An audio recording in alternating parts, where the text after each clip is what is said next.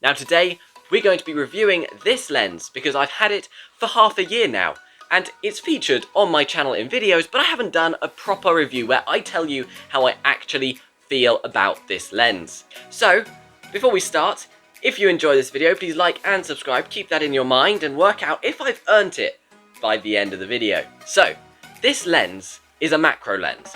That means it's for very close-up subjects. That includes insects, plants, jewels, anything that's very small, and you need lots of detail, but it's a very small subject. The reason that a macro lens allows you to do that is because the macro lens has a 1:1 ratio. That means the size of the subject that you're taking a photo of is displayed onto the sensor at the real size of the object. Now, if you think that a sensor is about the size of a postage stamp, and then you bring that to the size of a laptop screen or even a TV or cinema, can you think how much detail you're going to be able to see in that image? That's just quickly how a macro lens works, so let's specifically dive into this one.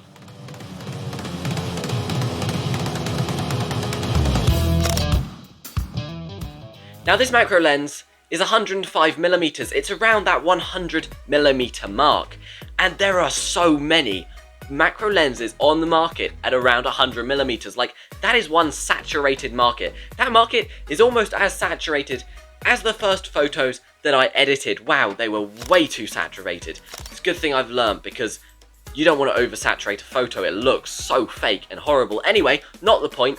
The market is really saturated, and I decided to buy the Sigma 105mm lens. This lens has an f-stop of 2.8. That's a really low f-stop. It means that the field of view can be really tiny when you're doing insects and you're really close up to the subjects.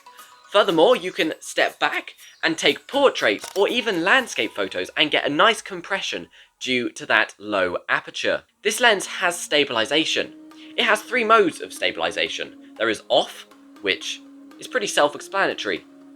The stabilization is turned off. There is mode 1, where it's just general stabilization. It will stabilize all of the axis, it will just make it all smooth. And then there is mode 2, where it only stabilizes the vertical axis. This is great for panning. It means that you can do panning shots, although realistically, I'm always using mode 1. I don't think I've ever used mode 2 because I don't find myself panning that often, but if you do landscapes or you want to get a panoramic shot, that is when you'd use mode 2. This stabilization is great. At a distance, if you're doing a portrait or a landscape, you can see that the stabilization kicks in a few seconds after turning it on, and it's nice and smooth. There are a few jerks and jolts every now and then as it's trying to readjust, but as a general rule, it's very smooth.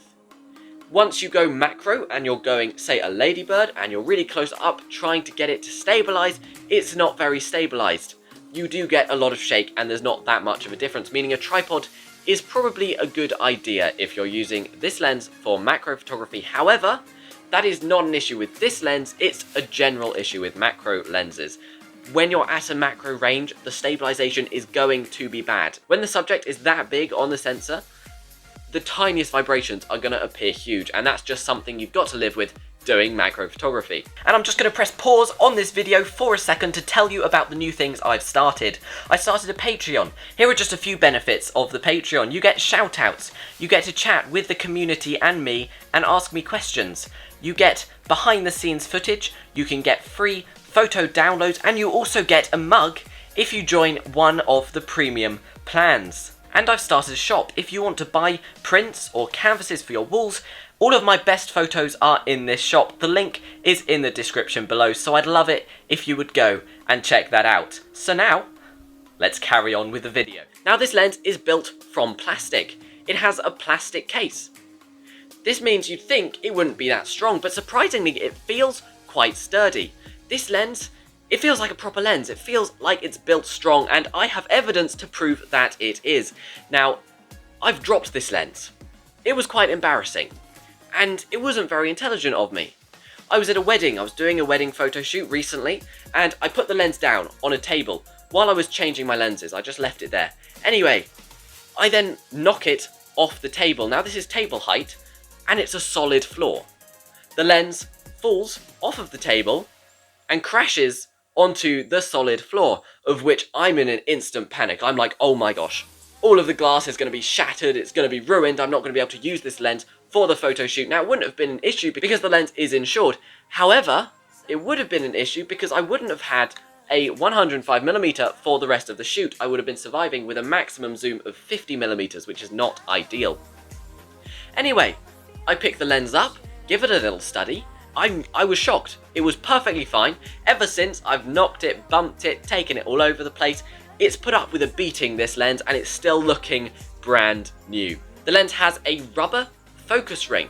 This is easy to grip, and it turns really smoothly. It's got a really nice, smooth turn. It makes the precise focusing when you're doing macro photography nice and easy because it's got a good amount of tension, but then if you want to spin it fast, you can also do that. It's great. The focusing is really easy to use. And the lens has a metal lens mount.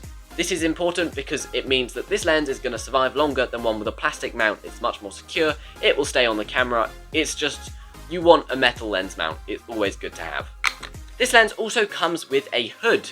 Here is the hood which you'd use for a full frame camera, and then there's also an extension tube hood for if you're using an APS-C camera. Now, I only use APS-C cameras. I don't have a full frame camera. However, I only ever use the full frame camera hood because for me, the hood is mainly for protecting the lens, and obviously it does reduce flares a little bit, but I've never seen the need to add on the extra hood. I don't even know where it is, hence why I don't have it with me. It just makes the lens bigger, it's a bit clunky, so I just use the full frame, but it does have two hoods should you want to use an APS-C hood for it as well. It reduces the sun flare. Now, focusing on this lens, which we've already touched on, is pretty good. The manual focusing abilities is great with this manual focus, it's very smooth, and the auto-focusing is also pretty good. Now, it is a bit slow, it's on the slower side compared to the Nifty 50, which I've got here, and my Sigma 150 to 600mm lens is quite slow.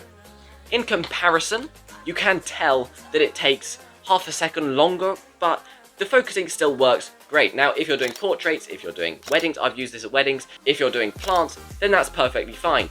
If you're doing fast-moving wildlife or sports, I wouldn't go for the lens simply because it does have a slower autofocus. The autofocus is also relatively quiet.